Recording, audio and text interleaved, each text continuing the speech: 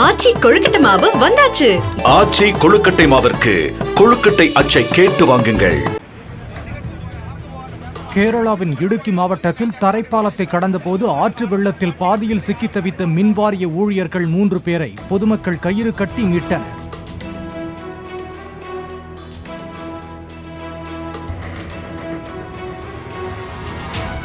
மின் பராமரிப்பு பணிக்காக நீர்வரத்து அதிகம் உள்ள ஆற்றை கடக்க முயன்று சிக்கிக்கொண்ட வாகனத்தையும் பொதுமக்கள் மீட்டனர்.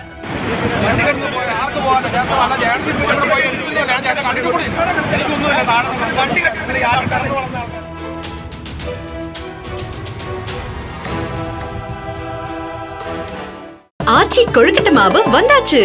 ஆச்சி கொழுக்கட்டை மாவிற்கு கொழுக்கட்டை அச்சை கேட்டு வாங்குங்கள்.